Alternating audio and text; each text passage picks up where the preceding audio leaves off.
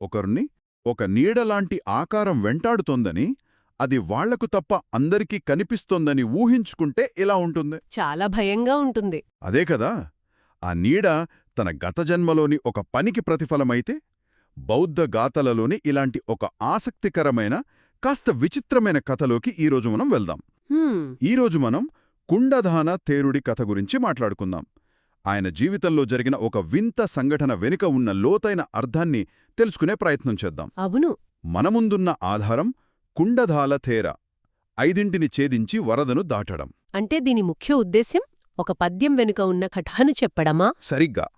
ఆ పద్యం కథకు ప్రాణం పోస్తుంది, కథ ఆ పద్యానికి అర్థాన్ని ఇస్తుందన్నమాట. ఆ పద్యం ఇదే కదా. పంచచిందే పంచజహే పంచచుత్తరి భావయే పంచసంగాతి గోభిక్షు ఓఘతిన్యోతి ఉచ్చతీతి. వినడానికి చాలా గంభీరంగా ఉంది. నిజమే. రండి ఈ విషయాన్ని విడమర్చి చూద్దాం. సరే, కథలోని అసలు సమస్యతో మొదలుపెడదాం. కుండధానుడు అనే బౌద్ధ భిక్షువుకు ఒక విచిత్రమైన సమస్య ఉండేది. ఆయన ఎక్కడికి వెళ్ళినా ఒక అందమైన స్త్రీ రూపం ఆయన్ని నీడలా అనుసరించేది. ఇక్కడే అసలు ట్విస్టుంది. అదేమిటంటే ఆ రూపం ఆయనకు తప్ప చుట్టూ ఉన్న అందరికీ స్పష్టంగా కనిపించేది. ఇది ఆయన రోజువారీ జీవితాన్ని ఎంతగా ప్రభావితం చేసి ఉంటుందో ఊహించండి, ముఖ్యంగా భిక్షాటనకు వెళ్ళినప్పుడు. ఓహ్ అవును, పరిస్థితి మరీ ఇబ్బందికరంగా ఉండేది కదా. చాలా. ప్రజలు ఆయనకు భిక్ష వేయడానికి వచ్చి ఆయన వెనుక నిలబడిన ఆ స్త్రీని చూసేవారు. అప్పుడు వాళ్ళు ఆయనకు ఒక్క గరిటెతో కాకుండా 2 గరిటెలతో భిక్ష వేసేవారట. అవును, ఒకటి మీకు, ఇంకొకటి మీతో ఉన్న ఆవిడకు అని చెప్పేవారు. తనకే కనిపించినొక వ్యక్తి కోసం తనకు భిక్ష వేయడం, అది ఎంత అయోమయంగా, అవమానంగా అనిపించుంటుందో. కేవలం అయోమయం మాత్రమే కాదు, తీవ్రమైన మానసిక ఒత్తిడి. ఇది కేవలం సాధారణ ప్రజలతోనే ఆగిపోలేదు. అంటే తోటి భిక్షువులు కూడానా? అవును, తోటి భిక్షువులు కూడా దీన్ని ఒక అవకాశంగా తీసుకుని ఆయన్ని ఎగతాళి చేసేవారు. మన ఆధారం ప్రకారం వారు ఆయనను కుండధానక అని పిలిచేవారట. కుండధానక అంటే? అంటే ఆమెతో ఉన్నవాడు అన్నట్లుగా ఆట పట్టించడం. ఒక భిక్షువుగా ప్రశాంతత కోసం అన్వేషిస్తున్న వ్యక్తికి ఇలాంటి నిరంతర హేళన ఒక పెద్ద అడ్డంకి. నిజమే. ఆయన పాపం తన తోటి భిక్షువులతో వాదించడానికి ప్రయత్నించేవాడు. నా వెంట ఎవరూ లేరు, మీరు భ్రమపడుతున్నారు అని చెప్పేవాడు. కాని ఎవ్వరూ నమ్మేవారు కాదు. ఎందుకంటే వాళ్ల కళ్లకు ఆ రూపం స్పష్టంగా కనిపిస్తోంది కదా. ఒక రకంగా ఇది గ్యాస్ లైటింగ్ లాంటిదే. తన వాస్తవికతను ప్రపంచం మొత్తం తిరస్కరిస్తున్నప్పుడు ఆయన ఎంత ఒంటరిగా ఫీలయ్యి ఉంటాడో. సరిగ్గా అదే. ఇదొక అస్తిత్వ సంక్షోభం. అందరూ చూస్తున్నదాన్ని తను చూడలేకపోతున్నాడు, తను చెబుతున్న నిజాన్ని ఎవ్వరూ నమ్మడం లేదు. ఈ గందరగోళం మధ్యలోనే కథ కీలక మలుపు తీసుకుంటుంది. అవును, ఇక్కడే గౌతమ బుద్ధుడు కలుగుజేసుకుంటారు. ఓకే, అసలు ఏం జరుగుతుందో ఇక్కడ తెలుస్తుందన్నమాట. బుద్ధుడు ఈ వింత రూపానికి కారణం కుండధానుడి ప్రస్తుత జీవితంలో లేదని చెబుతారు. అవును, అది ఆయన గత జన్మకు సంబంధించిన ఒక కర్మఫలితమని వివరిస్తారు. ఓ ఇక్కడ కర్మ సిద్ధాంతం చాలా ప్రత్యక్షంగా, నాటకీయంగా కనిపిస్తోంది. ఆధారం ప్రకారం కుండధానుడు తన గత జన్మలలో ఒకదానిలో దేవతగా జన్మించాడు. దేవతగానా? అవును, ఆ సమయంలో ఒక బౌద్ధ భిక్షువు తీవ్రమైన ధ్యానంలో ఉండటం చూశాడు. ఎందుకో ఆ భిక్షువు ఏకాగ్రతను దెబ్బతీయాలని ఒక చెడు ఆలోచన అతనికి కలిగింది. అంటే ఒక సాధకుణ్ణి మార్గం నుండి తప్పించడానికి ప్రయత్నించాడన్మాట. అది చాలా తీవ్రమైన తప్పిదం. ఖచ్చితంగా. ఆ దేవత ఒక అందమైన స్త్రీ రూపాన్ని ధరించి ఆ భిక్షువును అనుసరించడం, అతని ముందు నాట్యం చేయడం, ప్రలోభ పెట్టడానికి ప్రయత్నించడం వంటివి చేశాడు. చేసిన పనికి ప్రతిఫలం తప్పక ఉంటుందనేది కర్మసిద్ధాంతం యొక్క మూలసూత్రం. ఇక్కడ ఆ కారణఫలిత సంబంధం అక్షరాలా కళ్ల ముందు కనిపిస్తోంది. అంటే బుద్ధుడు కుండధానుడితో గత జన్మలో నువ్వు చేసిన ఆ పనే ఇప్పుడు నిన్నిలా స్త్రీమూర్తి రూపంలో వెంటాడుతోంది అని చెప్పారన్మాట. సరిగ్గా. అది ఒక ప్రతిధ్వనిలాంటిది. అంటే ఆ నీడ ఒక శాపం కాదు, కేవలం పాత కర్మకు ఒక రిమైండర్. సరే, సమస్యకు మూలం తెలిసింది. మరి పరిష్కారమేమిటి? ఇక్కడే బుద్ధుని బోధనలోని అసలైన తెలివి కనిపిస్తుంది. నీడను ఎలా వదిలించుకోవాలి? ఆయన కేవలం సమస్యను వివరించి వదిలియడియదు, దానికొక ఆచరణాత్మకమైన, లోతైన పరిష్కారాన్ని చూపించారు. ఏం చెప్పారు? ఆయన కుండదానుడికి చెప్పిన సలహా చాలా సూటిగా కానీ చాలా శక్తిమంతంగా ఉంది. ఆయన తోటి భిక్షువులతో వాదించడం ఆపు, వాళ్లు ఏమన్నా పట్టించుకోకు అన్నారు. వాదించవద్దన్నారా? అవును. నీ పూర్తి దృష్టిని నీ సాధనపై పెట్టు. మౌనంగా తీవ్రంగా కృషి చేసి అంతిమ లక్ష్యమైన నిర్వాణాన్ని సాధించు అని చెప్పారు. ఒక్క నిమిషం, ఇది చాలా ఆసక్తికరంగా ఉంది. బయట ఉన్న సమస్యను పరిష్కరించడానికి లోపల పనిచేసుకోమని చెబుతున్నారు. అదే ఇక్కడి కీలకమైన అంశం. ఆ నీడతో పోరాడమని కాని దాన్ని తరిమికొట్టమని కాని చెప్పలేదు. బుద్ధుడు చెప్పింది ఒక్కటే, దృష్టిని బాహ్యం నుండి అంతర్గతానికి మార్చుకోమని. ఇతరులతో వాదించడం, నిరూపించుకోవడానికి ప్రయత్నించడం ఇవన్నీ శక్తిని వృధా చేస్తాయి.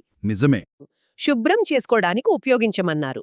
అలా చేస్తే బయటి సమస్య దానంతట అదే పరిష్కారమవుతుందని సూచించారు. అంటే కుండదానుడికి ఒక రకంగా ఒక మానసిక ఫార్ములా ఇచ్చారన్నమాట. బహుశా ఆ ఫార్ములానే మనం మొదట్లో చెప్పుకున్న పద్యంలో ఉందేమో. ఖచ్చితంగా ఉంది. ఆయన ఆ మార్గాన్ని అనుసరించాడు. ఏం జరిగింది? తూచా తప్పకుండా పాటించాడు. ఆయన వాదించడం పూర్తిగా మానేశాడు. ఇతరుల హేళనను ఒక గాలివాటంలా పట్టించుకోకుండా వదిలేశాడు.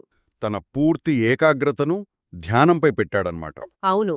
ఆధారం ప్రకారం ఆయన అలా తన అంతర్గత స్థితిని మార్చుకోవడం ప్రారంభించిన వెంటనే ఆ స్త్రీ రూపం మాయమైపోయింది. అద్భుతం. సమస్య బయట ఉందని అనుకున్నంతకాలం ఆయన బందీగా ఉన్నాడు. సమస్య మూలం తనలోనే ఉందని గ్రహించి తనను తాను మార్చుకున్నప్పుడు బయటి సమస్య కూడా అదృశ్యమైంది. చాలా శక్తివంతమైన ఆలోచన. ఇంటిని ఛేదించాలి, 5 వదలాలి. ఈ కథకు ఈ పద్యానికున్న సంబంధమేమిటి? ఇదేనా కుండదానుడనుసరించిన ఆ ఫార్ములా? ఖచ్చితంగా. ఆ పద్యం విముక్తికి ఒక పూర్తి బ్లూప్రింట్ లాంటిది. కుండదానుడి ప్రయాణాన్ని ఆ పద్యం కొన్ని వాక్యాలలో సంగ్రహిస్తుంది. అందులోని మొదటి భాగం పంచఛిందే అంటే 5 ఛేదించాలి. ఇవి మనల్ని సంసారంలో బంధించి ఉంచే 5 మానసిక సంఖ్యలంటారా? అవును, 5 బంధనాలు. ఓకే. ఆ 5 ఏమిటో అన్ని చెప్పి మమ్మల్ని కంగారు పెట్టకండి. కుండదానుడి కథకు అత్యంత ముఖ్యమైనవి ఏవి? ఆయన సరిగ్గా వేటిని ఛేదించాడు? చాలా మంచి ప్రశ్న. మొత్తం 5లో కుండదానుడికి అత్యంత సంబంధం ఉన్నది మొదటిది ఆత్మదృష్టి, సక్కాయ డిఠ్ఠి. ఆత్మదృష్టి అంటే? అంటే నేను, నాది అనే బలమైన నమ్మకం. ఒక్క నిమిషం. నేను అనే భావన లేకుండా బ్రతకడం సాధ్యమేనా? అది మన అస్తిత్వానికే మూలం కదా. దాన్నెలా ఛేదిస్తారు? ఇక్కడ నేను ఛేదించడం అంటే మనల్ని మనం నాశనం చేసుకోవడం కాదు. నాకు ఎందుకిలా జరుగుతోంది, నన్ను ఎందుకో అవమానిస్తున్నారు, నా పరువే పోతోంది అని. హా, ప్రతి విషయాన్ని నేను అనే కేంద్రం చుట్టూ తిప్పే మానసిక అలవాటును ఛేదించడం. ఓ, ఇప్పుడు అర్థమైంది. కుండదానుడు మొదట్లో అదే చేశాడు. తన సమస్యను వ్యక్తిగతంగా తీసుకున్నాడు. అవును.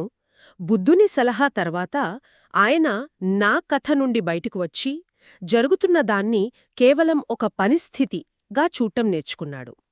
ఆ నీడ అనే సంఖ్యలను తెంచుకున్నాడు. అంటే ఆ నీడ ఆయన కర్మకు గుర్తు మాత్రమే.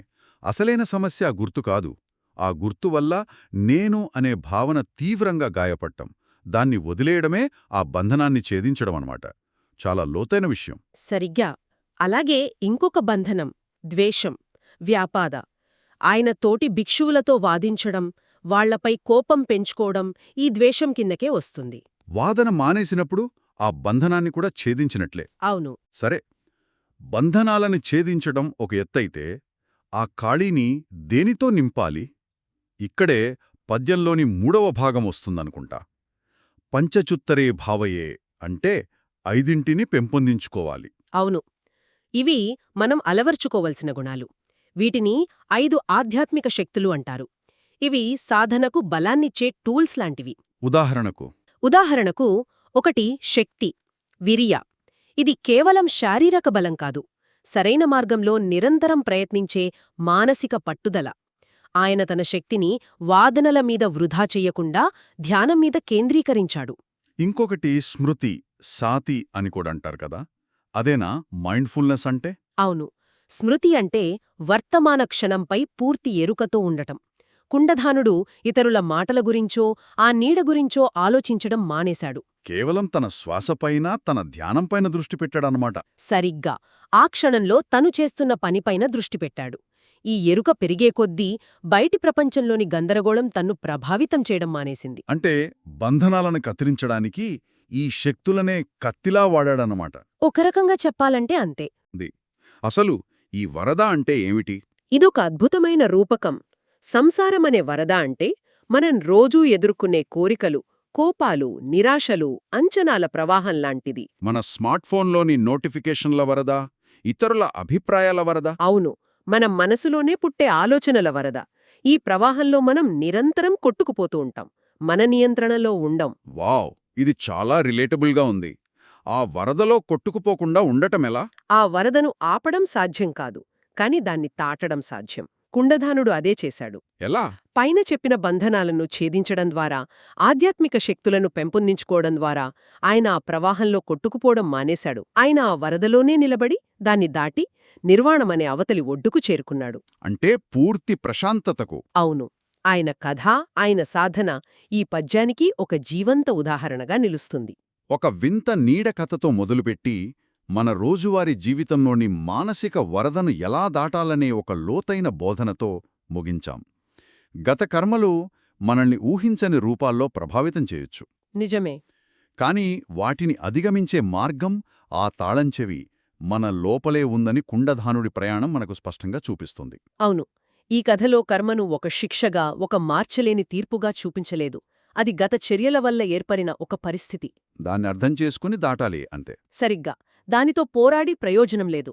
బాహ్య ప్రపంచంలోని చాలా సమస్యలకు మూలం మన అంతర్గత స్థితిలోనే ఉంటుందనే గొప్ప సత్యాన్ని ఈ కథ వెల్లడిస్తుంది. కథ చివర్లో ఒక ఆసక్తికరమైన సంఘటన జరుగుతుంది.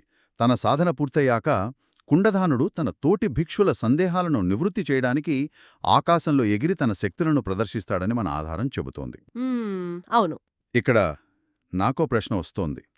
అంతర్గత పరివర్తనకు ఇలాంటి అద్భుత ప్రదర్శనల అవసరం ఉందా?